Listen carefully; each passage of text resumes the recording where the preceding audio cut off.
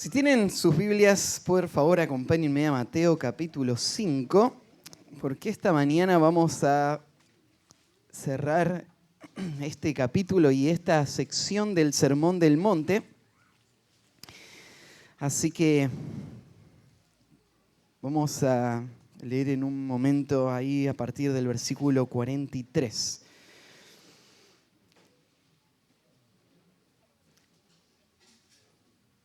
El pasaje de esta mañana nos va a poner en la última ilustración que Jesús dio de algo que había dicho en el versículo 20. Así que déjenme volver ahí.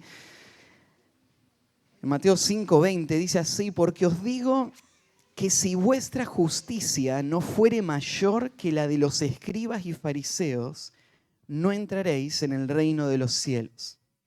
Y a partir de ahí, Jesús empezó a dar estas 6 ilustraciones de cómo se ve esa justicia superior. Pero esas palabras fueron palabras que sacudieron a la audiencia, porque los escribas y fariseos eran vistos como la élite espiritual. Ellos eran los que entendían la palabra, la que la podían recitar de memoria. Ellos eran los que en apariencia, cualquiera que los vería diría: estos son hombres que se esfuerzan por obedecer. No hay otros que lo hagan de una manera más diligente. Y ahora, si Jesús dice que eso no es suficiente, entonces ¿quién va a salvarse? ¿Quién va a poder disfrutar del reino que Cristo vino a establecer? Si aún los más espirituales no lo pueden hacer. Con esas palabras, Jesús confrontó a la audiencia con una realidad que tiene que chocarnos a nosotros también cuando leemos todo esto. Y es que hay muchas personas que se consideran buenos creyentes que van a estar en el infierno. Y la razón por la que van a estar ahí es porque su obediencia es solamente una cuestión de apariencias. Es solamente una imagen para que otros vean, pero no es real. Su esfuerzo solamente es tratar de ganar ese favor de Dios. Y entonces ellos hacen grandes esfuerzos para sentirse bien, para sentirse que están donde Dios quiere que estén, para sentir que Dios les sonríe. Pero nunca han entendido que nada de lo que hagan jamás podría complacer a Dios. Nunca han entendido de que la vida cristiana no se trata de un esfuerzo personal para cumplir con un montón de requisitos, sino que la vida cristiana es una persona que se ve totalmente perdida, que ve que no puede hacer nada para agradar a Dios y que ve ahí en la cruz de Cristo su única esperanza. Ve que Cristo pagó por el precio de su pecado y entonces con todas sus fuerzas Él se abraza a la cruz. Él confía en que Cristo es su Salvador. Y esa fe transforma completamente el alma de esta persona. Y hace que una persona que era esclava del pecado, ahora pueda ser libre para obedecer a Dios. La vida cristiana es la vida de uno que se ve como el primero de todos los pecadores, pero que ve como la gracia de Dios ahora le llama a abandonar el pecado y a vivir una vida que honre a Dios. Y él quiere honrar a Dios. Él no está preocupado solamente por la opinión de otros. Él no se cree que merece el favor de Dios, pero él se va a esforzar ahora con todas sus energías para agradar al Dios que le salvó. Y ahora, como tiene un nuevo corazón, él tiene el poder para hacerlo. Y entonces la justicia que esta persona va a vivir es una justicia que nadie en este mundo jamás podría lograr con sus propias fuerzas. A eso se refiere Jesús. Él dice que a menos que tengamos esa justicia, no podemos disfrutar de sus bendiciones, del reino que Él vino a establecer. Para que esto no quede como un tema muy general y muy lejos, Jesús lo trae y lo pone en forma muy práctica, para que vos te pares al lado de estos ejemplos y vos te evalúes y vos veas si vos sos uno de los que tienen esta justicia o no. Y cuando Jesús nos da estos ejemplos, nos confrontan. Porque ninguno de nosotros estamos donde quisiéramos estar. Pero todos los que estamos en el reino, todos los que hemos sido salvados por gracia, podemos ver estas marcas en nuestra vida. Y podemos ver nuestro deseo de vivir esta justicia. Y podemos ver un progreso que nos va llevando cada día más a que se vea esto que Jesús está señalando acá. Aún hay mucho por recorrer, pero esta justicia se ve. Esto es lo que somos en Cristo. Si no somos esto, entonces estas palabras de Jesús son para nosotros. No entraréis en el reino de los cielos.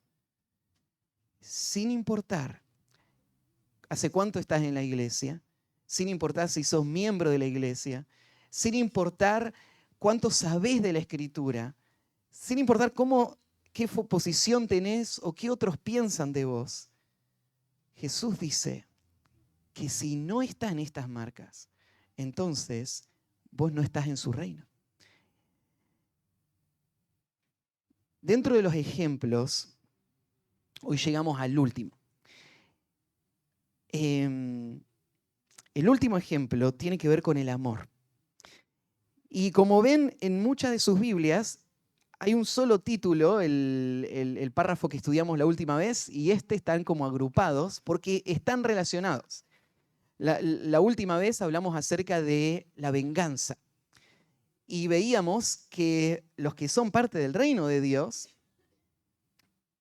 por amor, no van a tomar represalias contra los que les persiguen y les maltratan. Y hoy vamos a hablar un poquito más acerca del amor. Cuando veamos el pasaje esta mañana, yo creo que nuestro corazón se va a sacudir. Porque este pasaje nos muestra la esencia de lo que es ser un cristiano y cómo se ve un cristiano en una forma tan cristalina y tan visible que este pasaje sirve a este propósito que hemos estado viendo, expone el corazón y la verdadera condición del corazón. Ahora, un verdadero hijo de Dios, cuando vea este pasaje que vamos a leer ahora, no va a pensar, uy, me tengo que esforzar más para amar de esta manera a mis enemigos. Un verdadero hijo de Dios no va a pensar así. ¿Por qué? Ya explicamos antes, nadie sobre la faz de la tierra puede vivir lo que Jesús dice acá. A no ser que la gracia de Dios esté obrando en ese corazón y haga posible lo imposible. Entonces, lo que un verdadero creyente hace cuando lee un pasaje como este es: soy un pecador miserable. Merezco la ira de Dios. Jamás habría en mi corazón lo que se describe acá. Pero por la gracia de Dios, yo me aferro a la cruz. Confío en el poder que Dios tiene para transformar el corazón y hacer posible esto, que yo no lo podría hacer de otra manera.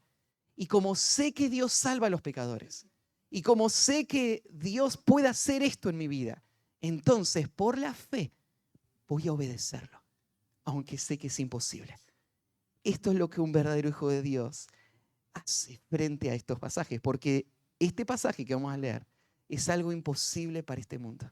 Es imposible para la carne, es imposible para el corazón.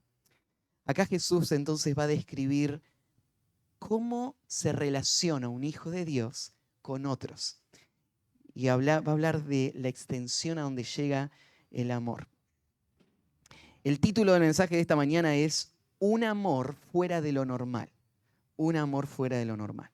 Cuando leamos el pasaje ahora vas a darte cuenta por qué puse este título. Y es que Jesús va a demostrar que el Hijo de Dios va a vivir en una manera que lo va a separar y lo va a distinguir de todo el resto de la humanidad. Y ese amor que el Hijo de Dios tiene es un amor que nadie puede tener más que solamente un creyente. Vamos a ver cuál es la clase de amor que tienen los creyentes entonces. Y dice el versículo 43, oísteis que fue dicho, amarás a tu prójimo y aborrecerás a tu enemigo. Pero yo os digo, amad a vuestros enemigos, bendecid a los que os maldicen, haced bien a los que os aborrecen y orad por los que os ultrajan y os persiguen, para que seáis hijos de vuestro Padre que está en los cielos, que hace salir su sol sobre malos y buenos, y que hace llover sobre justos e injustos. Porque si amáis a los que os aman, ¿qué recompensa tendréis? ¿No hacen también lo mismo los publicanos? Y si saludáis a vuestros hermanos solamente, ¿qué hacéis de más? ¿No hacen también así los gentiles? Sed pues vosotros perfectos, como vuestro Padre que está en los cielos es perfecto. Podés percibir en este pasaje lo profundas que son estas palabras.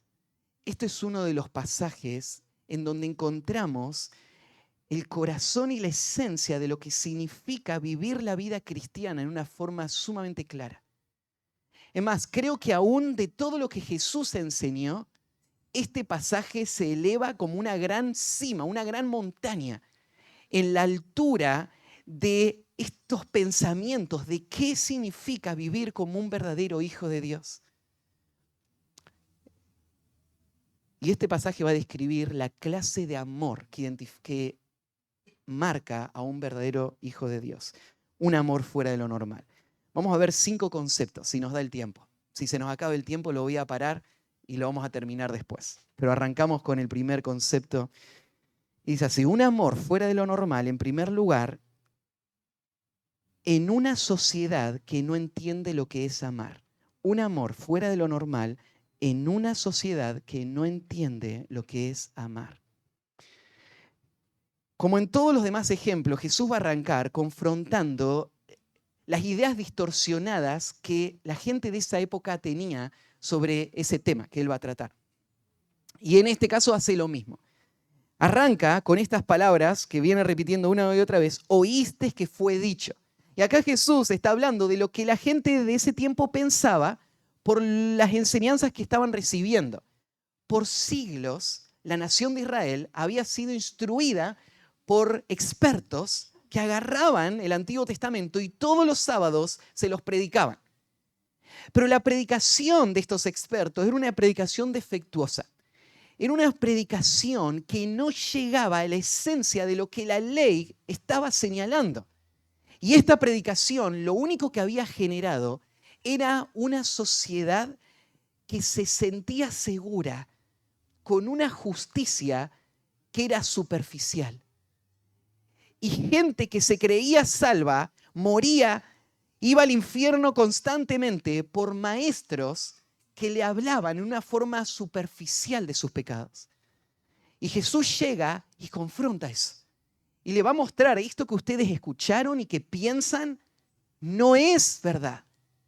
Y se los va a corregir mostrando en las Escrituras cómo tienen que pensar y levantándole la vara de cómo se debe vivir si es que quieren seguirlo a Él. Entonces Jesús tiene que hacer eso con nosotros también. Nos tiene que sacudir un poco para quitar ideas falsas en cuanto a cómo pensamos de la vida espiritual. Así que Jesús arranca mostrando qué se creía en ese tiempo. Y dice entonces, oíste que fue dicho, amarás a tu prójimo. Amarás a tu prójimo y aborrecerás a tu enemigo. Tomemos esa primera parte. Los predicadores le habían dicho a la gente ahí en Israel, siglo tras siglo, Dios les pide que amen a sus prójimos. Acá la expresión que usa Jesús da la idea de la necesidad de que este amor sea constante y permanente por el resto de sus vidas. Amarán en forma futura, está como está presentado acá, amarán a sus prójimos. Acá se señala a quién se debe amar. El objeto del amor es el prójimo. Tienen que amar de forma continua y permanente a sus prójimos. En realidad en el texto ahí vos ves a tu prójimo, no al prójimo, sino a tu prójimo, a tu propio prójimo, sería la idea.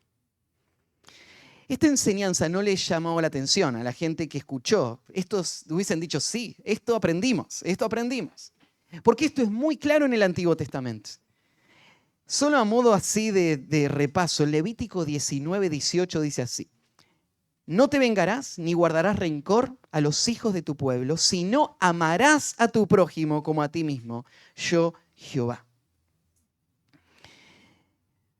Le faltó a los predicadores decir la última parte, como a ti mismo. Pero lo que enseñaron no estaba mal, ¿no? Amar al prójimo era un mandamiento de la ley. Este mandamiento, ¿por qué no Jesús no dice que ellos escuchaban decir a ti mismo? Una posibilidad es que los maestros se salteaban esta partecita, ¿no? Le enseñaban amarás a tu prójimo, pero no ponían esta última expresión, como a ti mismo, y de esta manera encontraban un hueco para que este amor sea menos de lo que Dios había pensado. ¿A qué se refería amar, no?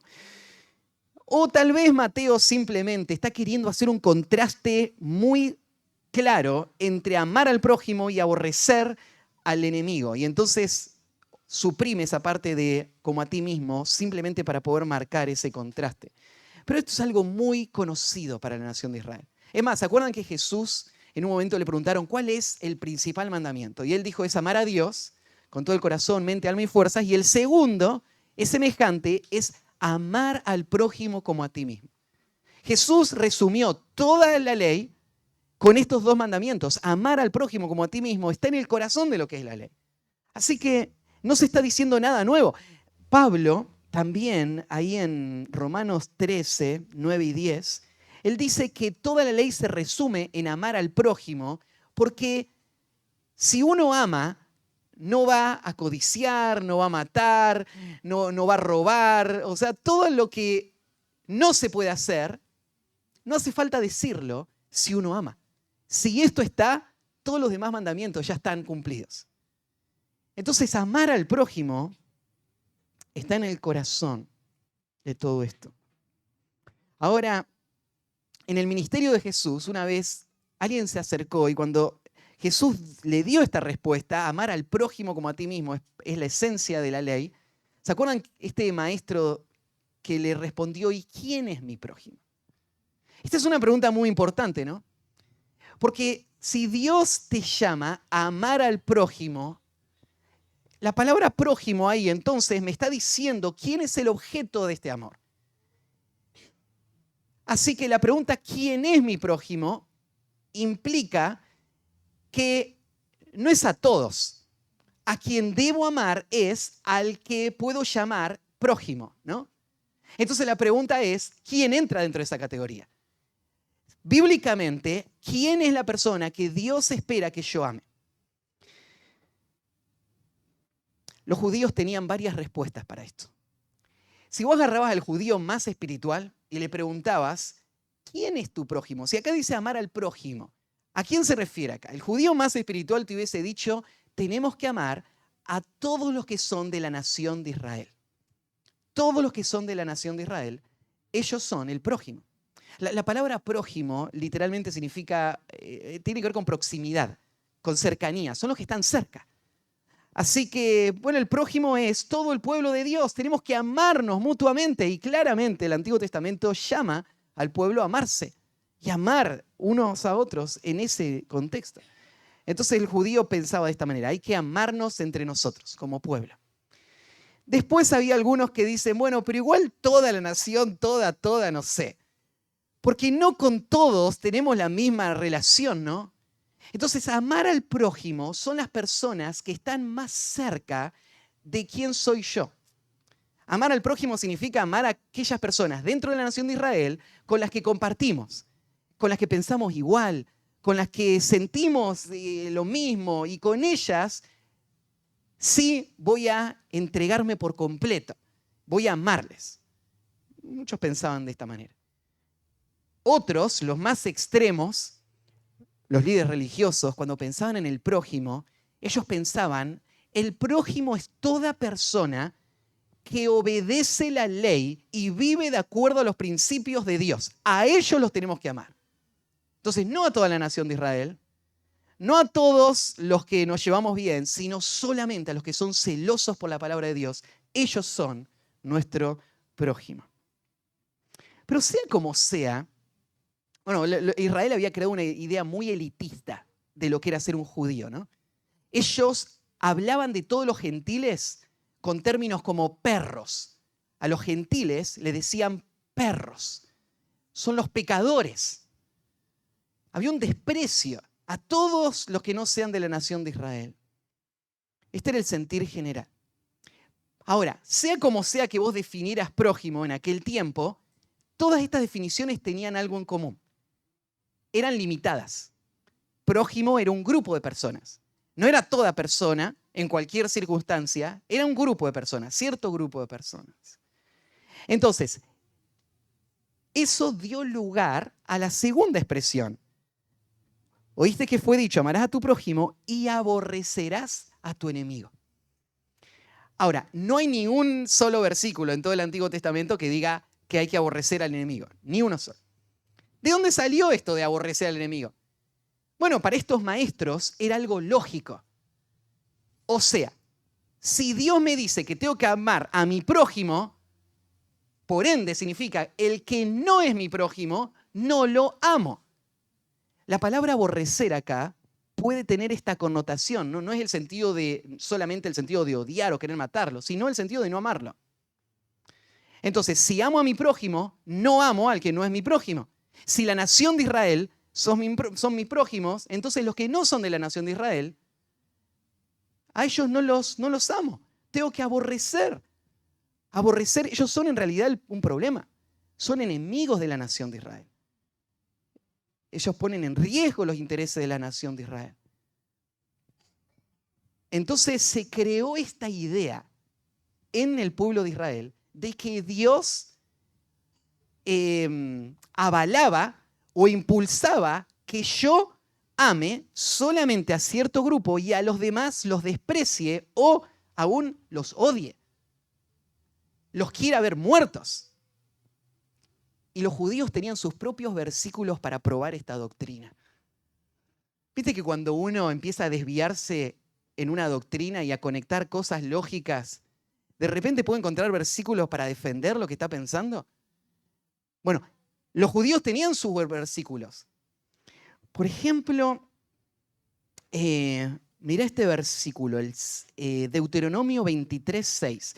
Si tomás primero Éxodo 17, 14 al 16, ahí está hablando de Amalek, que era una nación que cuando venía Israel para la tierra prometida se habían puesto en la retaguardia y lo habían atacado por atrás de una forma cobarde. Éxodo 17, 14 al 16 y ahora después Deuteronomio 23:6.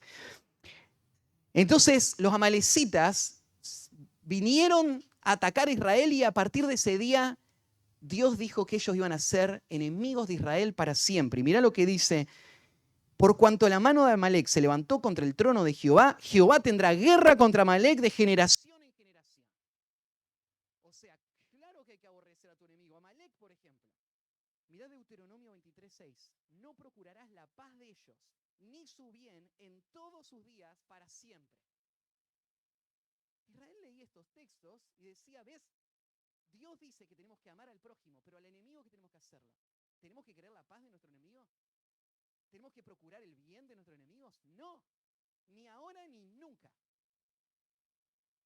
Mirá el Salmo 139, versículo 21. Salmo 139, 21. No odio, oh Jehová, a los que te aborrecen, y me enardezco contra tus enemigos. Los aborrezco por completo, los tengo por enemigos. Eso dice el Salmo 139. Y se lo está presentando el salmista como una gran virtud. Dios, mirá cómo mi corazón se parece al tuyo. Yo odio a tus enemigos. Entonces, ¿a los enemigos hay que amarlos? No. Hay que aborrecer a los enemigos. Hay que odiar a los enemigos. El Salmo 69, versículo 22. Todo el Salmo 69, pero mirá el versículo 22. Dice, mirá lo que dice de los enemigos este salmista. Sea su convite delante de ellos por lazo, y lo que es para bien por tropiezo.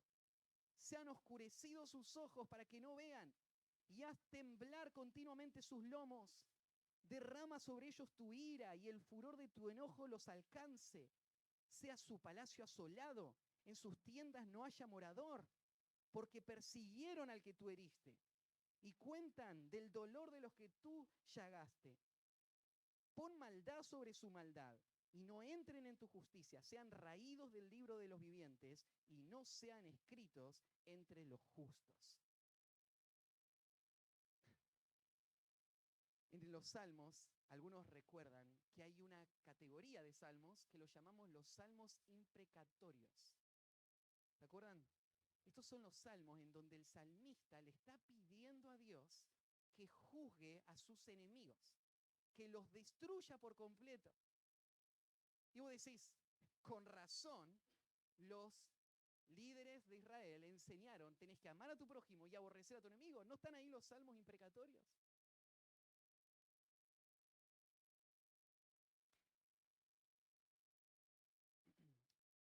Tenemos que entender algo en cuanto a estos salmos. Estos salmos no tienen que ver con venganza personal. Vos lees los salmos imprecatorios, estos salmos no tienen que ver con esta persona me hizo mal, ahora Dios baja fuego del cielo y consumila.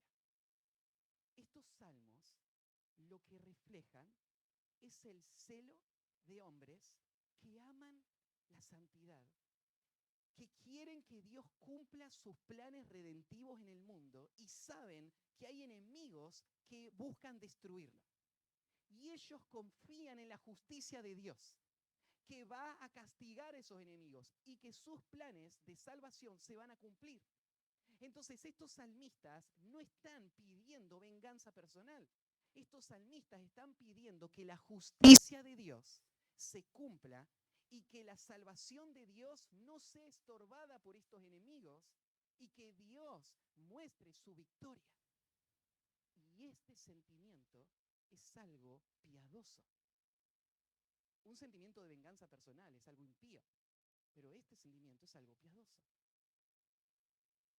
Ahora, los maestros de Israel habían tomado estas enseñanzas para justificar su odio a ciertas personas y agarrar versículos bíblicos y demostrar con esos versículos que ellos tenían derecho para pedir que Dios baje fuego del cielo y consuma a estas personas que le habían hecho mal a ellos.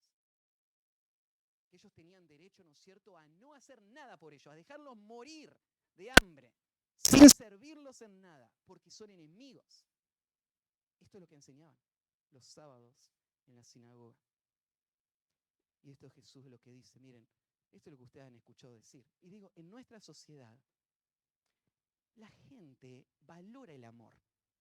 El amor se considera una virtud, pero ese amor no es un amor indiscriminado. No es un amor a cualquier persona en cualquier circunstancia. Lo que esta sociedad nos dice, y lo que el mundo en general piensa, es que el amor está condicionado a lo que la otra persona es o hace. Y a los que no entran dentro de esa categoría, yo tengo la libertad y aún el deber. ¿Saben que muchas veces los cristianos en nuestro tiempo sienten que tienen el deber de aborrecer a otros? Y esto es lo que Jesús va a señalar. Esto no está bien. Cómo Dios espera que vivas sin sus hijos. Así que el segundo punto, un amor entonces fuera de lo normal en una sociedad que no entiende lo que es amar. Y el segundo punto, un amor fuera de lo normal en el que no hay condiciones para amar. un amor fuera de lo normal en el que no hay condiciones para amar. ¿Cuál es el amor que Cristo va a pedir de sus discípulos? Versículo 44. Pero yo os digo. Estas palabras van a contrastar la enseñanza de Jesús con todo lo que los maestros de Israel habían enseñado por siglos. Es más, lo que Jesús va a decir acá es tan revolucionario que no hay ninguna cultura antigua que tenga una expresión como la que vamos a escuchar acá. Jesús va a romper con todos los esquemas y va a decir que esto que Él va a pedir ahora es lo que va a marcar quién es un verdadero hijo de Dios y quién no. Y esto es lo que Jesús va a decir. Yo os digo, amad a vuestros enemigos. Amad a vuestros enemigos. El tiempo presente de esta expresión nos habla de nuevo de esta continuidad de la acción. Entonces, amar de forma constante. O podríamos decir, lo que Cristo está pidiendo acá es que de manera constante se debe tomar la iniciativa de actuar en amor hacia las personas que están causándonos daño de manera intencional. De forma constante debemos entregarnos a estas acciones de servicio por el bien de estas personas que nos están intentando destruir. La palabra amad que aparece acá es la misma que aparecía antes, así que no hay nada nuevo en el mandato. Jesús está hablando de amar. Lo que cambia es el objeto del amor. Porque ustedes escucharon amad a vuestro prójimo, pero yo os digo amad a vuestros enemigos.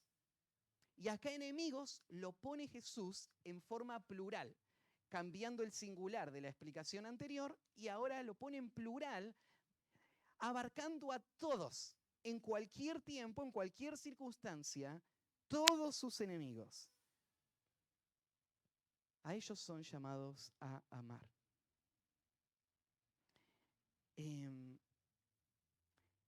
Ahora, cuando Jesús usa esta expresión de amar al enemigo, lo que Jesús está pensando no es solo al enemigo, ¿no? Pero el amor al enemigo va a ser lo que distinga al creyente. Porque el amor de este mundo, un amor egoísta, puede pasar desapercibido el creyente en esos contextos, pero donde no va a pasar desapercibido es cuando el creyente ame al enemigo. Cuando Jesús diga esto, amar al enemigo, lo que Jesús en realidad está señalando es que el amor que marca a un hijo de Dios es un amor que abarca a toda persona en cualquier circunstancia. Ahora, se viene esta pregunta. ¿Es posible amar de esta manera?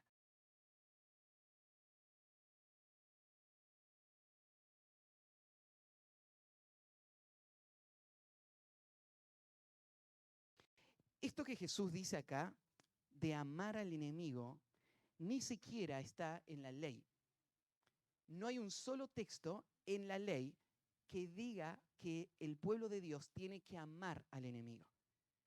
Pero sí hay textos que hablaban en cuanto a la relación con sus enemigos. Por ejemplo, en Éxodo 23, versículos 4 y 5, se habla de un enemigo que tiene un asno, un buey o un asno, y se le escapa. Y vos lo encontrás. ¿Qué tenés que hacer?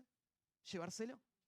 Lo mismo que harías por tu amigo, tenés que hacerlo también por tu enemigo. En la ley hablaba de enemigos que pierden sus cosas y vos vas y se las devolvés. También ahí mismo habla, ¿no es cierto?, de un asno que está aplastado por una carga. Y vos pasás y lo ves. Y es tu enemigo que está ahí, con el asno aplastado con la carga. Lo que haces, parás y le ayudás a levantarse. En términos modernos ves que está con la rueda pinchada, ¿no es cierto? Y parás a tu enemigo, que te quiere destruir, y le ayudás a cambiar la rueda. Lo mismo que harías por tu amigo, lo haces también por tu enemigo. En Proverbios 25-21, mirá lo que dice del enemigo. Dice, si el que te aborreciere tuviere hambre, dale de comer pan. y si tuvieres sed, dale de beber agua, porque ascuas de fuego amontonás sobre sus cabezas, y Jehová te lo pagará. Mira, aún la ley no daba ningún justificativo para aborrecer al enemigo. Esto había sido una distorsión de los fariseos. La ley lo que decía es, a tu enemigo tenés que tratarlo con el mismo cuidado que a tu amigo.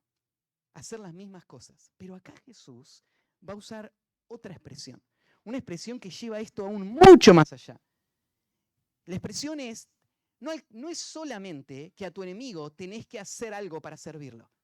Lo que tenés que hacer es amar a tu enemigo. Amar a tu enemigo. Ahora, ¿qué es esto de amar al enemigo? O sea, esta persona que me está causando tanto daño, yo no siento ningún favor por esta persona. ¿Cómo Jesús me va a pedir que lo ame? Bueno, es que amar bíblicamente no es sentimientos. Para poder obedecer este mandato y amar, vos no tenés que esperar sentir empatía o sentir favor para otra persona. Porque hay veces donde no vas a sentir nada de esto. Amar no tiene que ver con sentimientos. No es hipócrita no tener sentimientos y entregarte por otra persona. Es obediencia. Cuando Jesús dice, amad a vuestros enemigos, no está diciendo, ¡ay, qué ganas que tengo de juntarme con él a tomar unos mates! De ninguna manera. Vos no tenés nada de ganas de juntarte. Y está bien no tener nada de ganas de juntarte a tomar unos mates. Amar a tu enemigo no tiene que ver con desear estar con él o compartir con él. Amar a tu enemigo tiene que ver con una entrega incondicional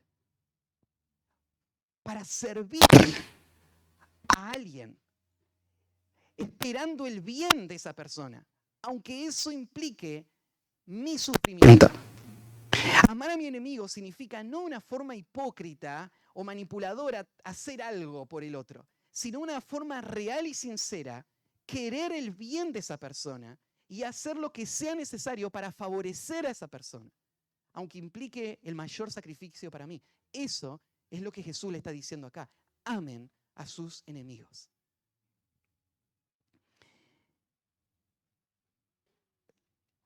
Hay otra expresión, sigue, ¿no es cierto? Bendecid a los que os maldicen, haced bien a los que os aborrecen y orad por los que os ultrajan.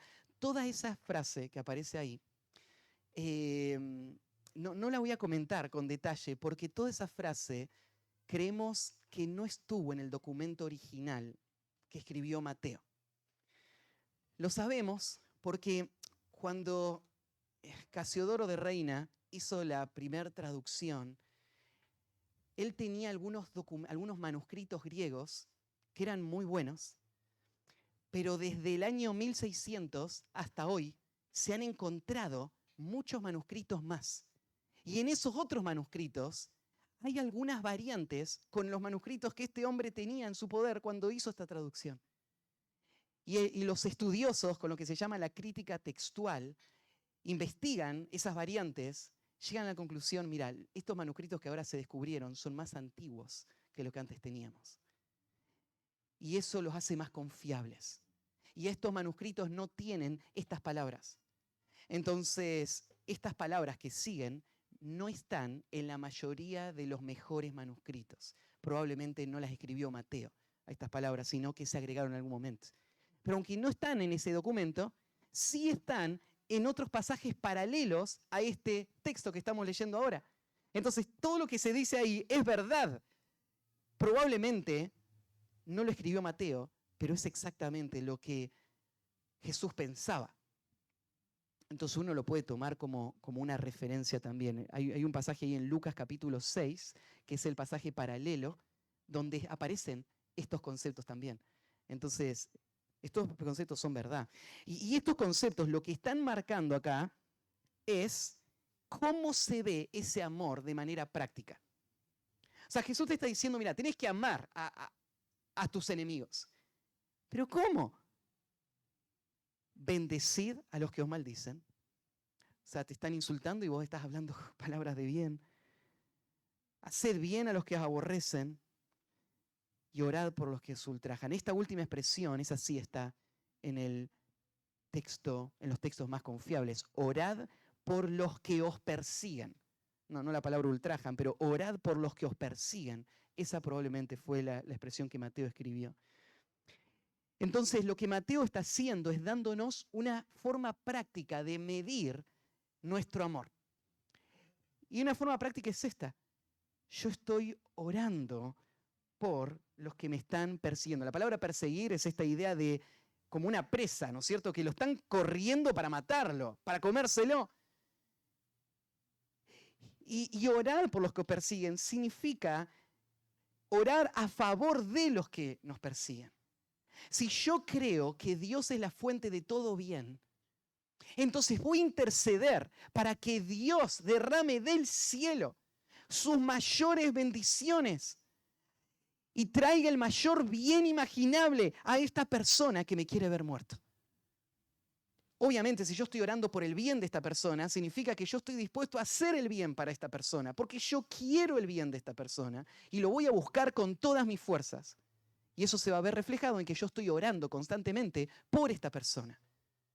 No con una oración de juicio y de destrucción, obviamente, estoy orando a favor de esta preposición que se usa ahí, orar por los que os persiguen. Esa preposición tiene el sentido de a favor de los que os persiguen. Entonces, lo que está mostrando acá Mateo es que el amor que Cristo está pidiendo que tengamos por los enemigos tiene que ser práctico. No puede ser un amor teórico. No puede ser un amor solamente de las ideas. Tiene que ser un amor que se vea en las acciones.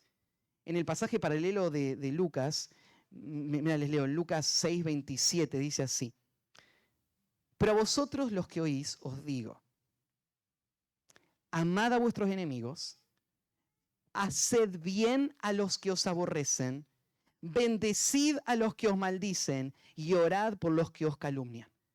Acá Lucas sí usa estas otras expresiones y son todos conceptos muy prácticos. Fíjate, haced bien. Hacer bien. ¿Qué sería algo bueno que esta persona necesita a la que yo puedo servir? Eso es lo que Dios está pidiendo que hagas por tu enemigo.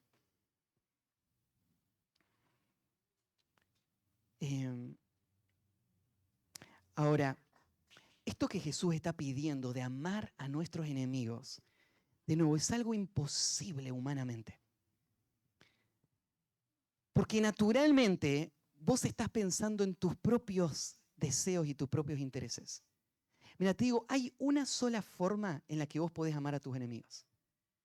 Hay una sola forma en la que vos podés amar incondicionalmente, sin tener nada que ver con lo que la persona sea o haga, sino que a partir de tu propio corazón vos puedas ofrecer ese amor incondicional. Hay una sola manera en la que lo puedes hacer, y es muriendo completamente a vos mismo. Si vos no morís a vos mismo, vos no podés amar de esta manera. La única manera es olvidarte de vos mismo y pensar solamente en otros. Te digo, este pasaje es uno de los pasajes que demuestra lo absurdo que es el concepto: para poder amar a otros tenés que amarte vos primero. Ese concepto es totalmente absurdo y antibíblico. Y te digo, ¿por qué? Porque ¿cómo vas a amar al que te destruye si para amarlo tengo que amarme? O sea, si yo me estoy amando, el que me destruye no lo puedo amar. La única manera que yo puedo amar al que me destruye es si yo no me amo. Es si yo no estoy pensando en mí. Pensar que para amar a otros tengo que amarme a mí primero es hacerle un cortocircuito a la esencia de lo que distingue a un creyente del resto del mundo. El resto del mundo sí piensa de esta manera. Yo amo a otros porque me amo a mí. Y entonces el amor a otros es simplemente una extensión del amor propio. Entonces amo a otros en la medida que ellos me sirven a mis intereses. Pero el amor que distingue al pueblo de Dios es un amor que está en contra de este principio. Y el amor que distingue al pueblo de Dios es este amor. Es un amor que no va a estar afectado en lo más mínimo por lo que otros me hagan a mí. Porque este amor no es una reacción, sino que es un servicio, es una entrega.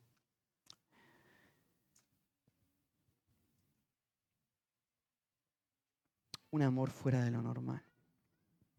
Déjenme darles un punto más y vamos a dejar el resto para el final. Un amor fuera de lo normal, en tercer lugar, en el que se vea al Dios que modela cómo amar.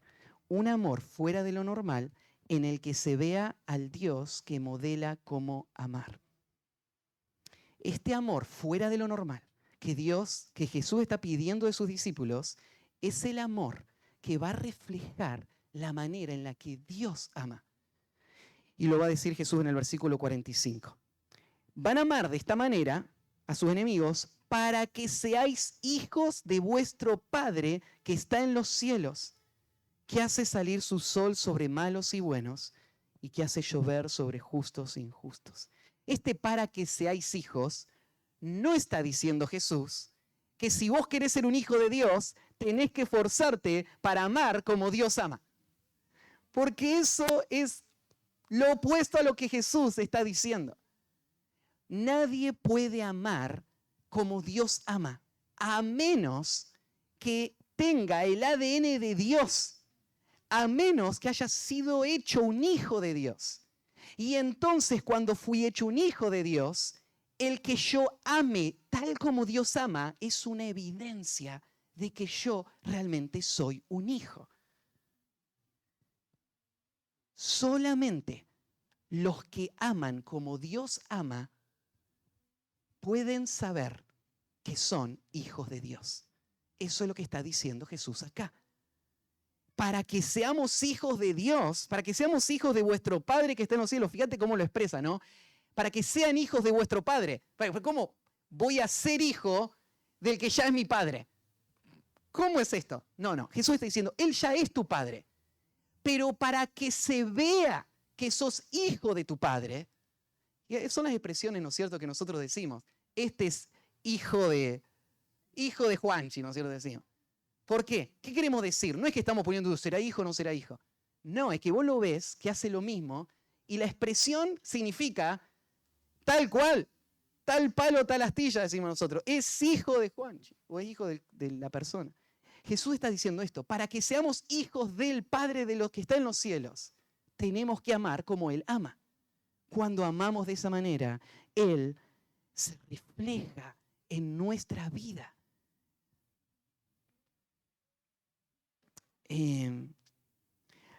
Lo que Jesús está diciendo es que muchos de los que se consideran hijos de Dios no lo son. Muchos de los que se consideran hijos de Dios no lo son verdaderamente. Pero los que aman a sus enemigos, ellos demuestran serlo verdaderamente. Para que sean hijos del Padre que está en los cielos, tenemos que amar a nuestros enemigos. Es un estudio apasionante, pero muy extenso, el poder ver la manera en la que Dios ama. Pero la manera que Dios ama trasciende, va mucho más allá de nuestra comprensión. La extensión de su paciencia. El precio que Él está dispuesto a pagar para servirnos, al dar a su Hijo, para morir por nosotros. La pasión con la que Dios extiende sus brazos todos los días a un pueblo rebelde y contradictor. El amor del corazón de un Dios que no quiere que ninguno se pierda, sino que todos procedan al arrepentimiento, y aquellos que le odian que se rebelan contra Él, que destruyen su creación.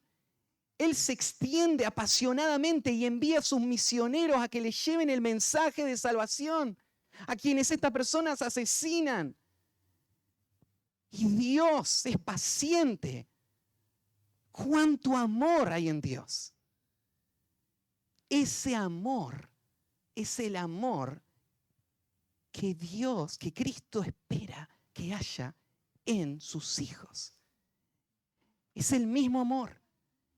Acá Jesús usa solamente una ilustración simple para que veas la clase de amor con la que Dios ama. Dice, este Dios que ama de esta manera es el Dios que hace salir su sol. O sea, el sol es suyo. Y Él hace que el sol salga. Esto no es algo natural y cíclico nomás. Es Dios que hace salir su sol sobre malos y buenos, sobre los que le aborrecen y le rechazan. Dios mismo derrama sobre sus criaturas sus más ricas bendiciones, estos beneficios naturales, porque verdaderamente los ama. Dios se complace en servirles, aunque ellos le odian. El mismo sol sobre malos y buenos, y hace llover sobre justos e injustos. Esta expresión sol y lluvia es la necesidad básica para que todo prospere y se desarrolle, ¿no? Ahora vos decís, pero vos, Matías, me decís que Dios ama, pero ¿no habla también la Biblia de un Dios que destruye a sus enemigos? Que va a juzgar al fin de los tiempos a todos, que va a mandar a gente al infierno por toda la eternidad. Bueno, tenemos que distinguir entre estos juicios o estas expresiones de ira judicial de Dios, en donde Dios como un juez justo tiene que hacer justicia y retribuir el pecado. Pero a un nivel personal, el corazón de Dios no está buscando venganza. El corazón de Dios no quiere la muerte del impío. Él quiere que el impío se arrepienta. Pero claro, en Dios no solamente está este aspecto personal, Él está también funcionando como el juez de toda la creación y Él va a destruir a los impíos. Entonces en nuestro corazón nosotros amamos la justicia, queremos que Dios traiga el castigo que merece el impío, sí. Pero en el otro lado, las enseñanzas falsas de los fariseos habían distorsionado este carácter amoroso y bondadoso de un Dios que hace salir el sol todos los días. ¿Qué muestra más clara necesitamos que esa de un Dios que ama?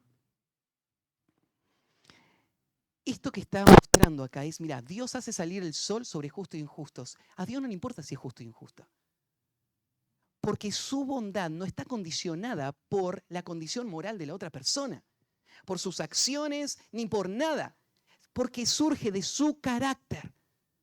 Esa es la clase de amor que Dios quiere que entreguemos por otro. Y quiero cerrar con esta reflexión.